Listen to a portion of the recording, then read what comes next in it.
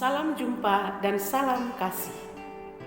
Hari ini hari Sabtu dalam pekan biasa yang ke-10.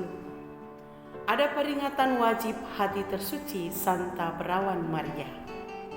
Inspirasi sabda diambil dari Injil Matius bab 5 ayat 33 sampai dengan 37. Kamu telah mendengar pula yang difirmankan kepada nenek moyang kita. Jangan bersumpah palsu, melainkan peganglah sumpahmu di depan Tuhan.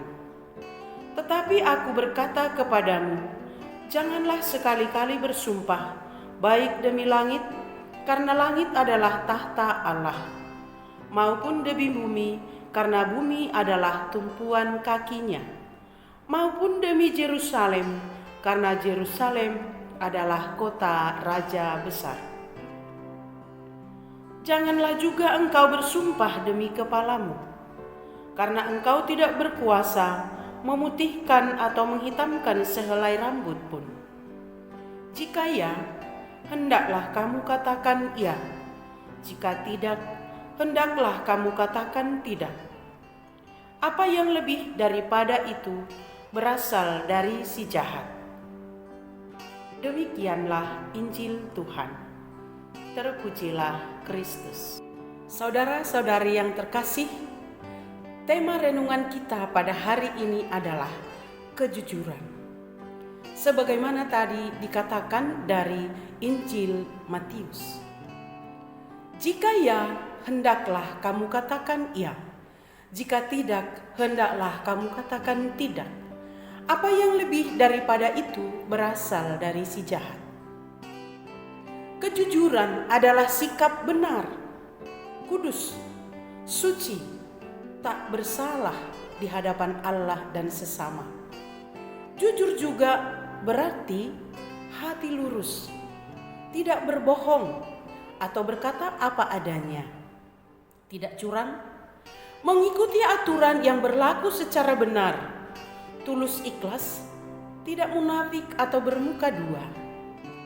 Maka bisa juga, agar kita lebih paham tentang kejujuran ini, kita cari dengan lawan kata dari kejujuran, yakni bohong. Itu adalah lawan kata dari kejujuran. Berkata kurang benar, bersaksi dusta, ada kepalsuan, tidak seturut keberadaan atau adanya, ada kepura-puraan, ada sesuatu yang tidak sebenarnya. Itulah lawan dari kejujuran.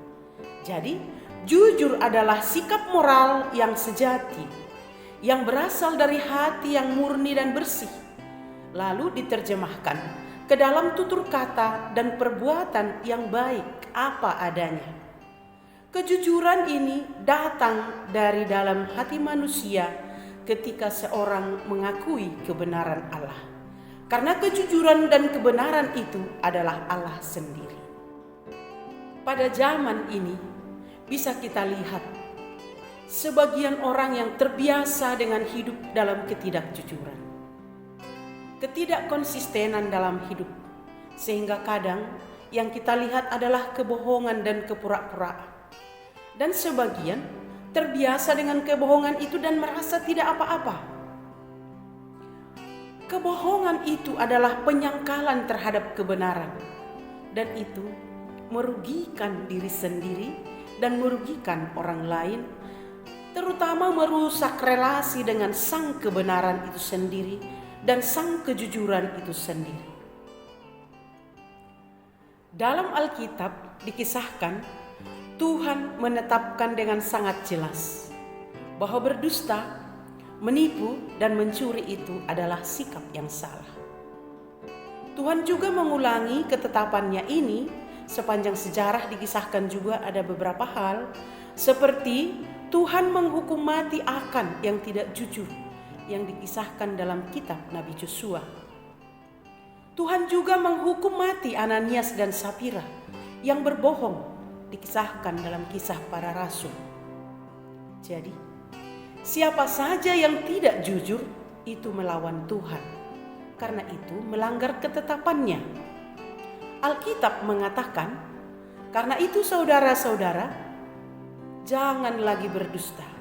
Berkatalah benar yang satu dengan yang lainnya. Berkata dusta adalah kekejian bagi Tuhan, dikisahkan dalam kitab Amsal. Dalam Injil yang kita bacakan tadi pada ayat 33 ada kata-kata, jangan bersumpah palsu, melainkan peganglah sumpahmu di depan Tuhan.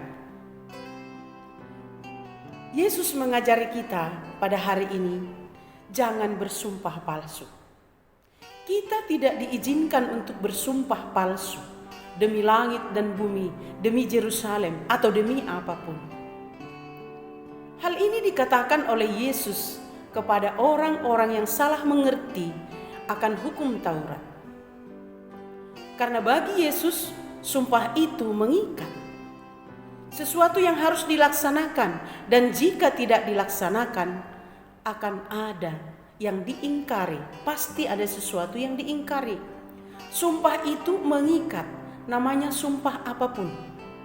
Yang terbaik menurut Yesus adalah berkata jujur. Tetaplah berbicara jujur, bagaimanapun keadaannya. Memang orang yang bersikap jujur tidak selalu menjadi nyaman dalam waktu tertentu. Tetapi kemudian kejujuranlah yang selalu menang. Maka tetaplah jujur. Nah, yang dikisahkan dalam Injil Matius 5 ayat 33 sampai 37.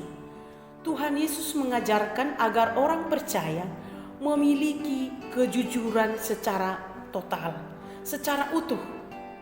Jika kita mau jujur, jangan bersumpah palsu. Dan tidak harus bersumpah, karena semua sumpah mengandung janji-janji. Dan saat kita berjanji, seringkali kita tidak menepati dan seringkali menjadi mengingkari. Demikian yang terjadi pada sumpah jabatan dalam pemerintahan kita misalnya. Seseorang bersumpah untuk suatu jabatan. Dan sumpah itu wajib dilaksanakan dan jangan dilanggar apa yang telah disumpahkan. Kalau ada larangan dalam sumpah, itu juga jangan dilaksanakan. Kalau ada yang harus dilaksanakan dalam sumpah, itu harus dilaksanakan. Menjunjung tinggi kejujuran sama dengan menjunjung tinggi kebenaran Allah dan menghormati Allah. Sebab Allah itu jujur dan Allah itu adalah kebenaran. Yesus datang untuk menyempurnakan hukum Taurat. Jadi dalam kisah Injil tadi dikatakan bahwa jangan bersumpah palsu. Yesus menegur orang Farisi yang salah mempraktekkan tentang hukum Taurat. Yesus datang dengan konsep baru, yakni kasih. Karena jujur atau kejujuran itu adalah kasih. Yesus mengajak kita untuk bersikap jujur, apa adanya, tidak ada kebohongan atau kepalsuan. Dikatakan tadi dalam ayat 37, jika ya, hendaklah kamu katakan ya. Jika tidak, hendaklah kamu katakan tidak. Apa yang lebih daripada itu berasal dari si jahat. Kejujuran memang di zaman ini sangat mahal harganya. Tidak mau menghakimi, tapi kita semua tahu bagaimana keadaan dalam dunia kita. Katakan saja dalam dunia medsos, sering sekali kita tidak jujur. Halo, kamu di mana? Katakan, oh ya sudah di tengah jalan, hampir tiba, sabar ya. Padahal masih di rumah. Tidak jujur. Hal kecil sekali. Dan mungkin hampir semua kita pernah melakukan itu. Dan itu adalah kebohongan, ketidakjujuran yang kadang-kadang kita halalkan saja sedemikian. Tapi itu hal kecil. Dan banyak lagi ketidakjujuran dalam hal pekerjaan dan tanggung jawab kita. Dalam hal perekonomian yang dipegang oleh orang-orang tertentu. Dan dalam banyak hal ada banyak orang yang kurang jujur. Tetapi saya yakin juga masih banyak orang yang memperjuangkan kejujuran. Karena kejujuran itu adalah sang kebenaran. Dan sang kebenaran itu adalah Yesus sendiri. Kejujuran memang menjadi mahal harganya. Kerap orang menipu diri sendiri dan orang lain. Kadang orang berdalih untuk membela diri, tetapi yang dikatakan bukanlah kejujuran. Kadang orang tidak mau mengatakan iya padahal iya, atau ya jika itu tidak. Orang suka berbahasa basi yang sebenarnya bukan itu isi hatinya. Dan sebenarnya kejujuran yang dituntut Yesus adalah katakanlah, ungkapkanlah isi hatimu sejujurnya. Katakan sejujurnya. Maka, bagaimana seharusnya kita sebagai orang-orang yang percaya dalam melaksanakan kejujuran? Katakanlah ya jika memang ya dari isi hati, dan katakan tidak jika memang tidak dari isi hati. Memang resikonya tidak selalu nyaman atau mengamankan dalam kejujuran. Ada banyak orang yang jujur tapi merekalah yang terpenjara. Ada banyak orang yang berkata benar tetapi merekalah yang dipersalahkan.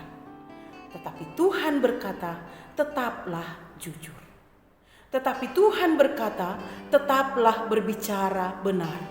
Tetapi Yesus berkata, tetaplah berkata benar. Dan walaupun dengan resiko demikian, tidak harus memilih dengan berjalan sumpah. Hari ini Yesus berpesan supaya kita berani berjuang untuk sebuah kebenaran, kejujuran, kekonsistenan. Karena hal ini menumbuhkan kebahagiaan dan penghargaan terhadap diri sendiri dan akhirnya juga bagi sesama. Hari ini juga gereja merayakan pesta hati tersuci Santa Perawan Maria. Gereja ingin agar kita meneladani kesucian, ketulusan, kekonsistenan Bunda Maria, sehingga seluruh bangsa menyebut Maria yang berbahagia. Refleksi bagi kita, sudahkah kita memiliki hati seperti Bunda Maria?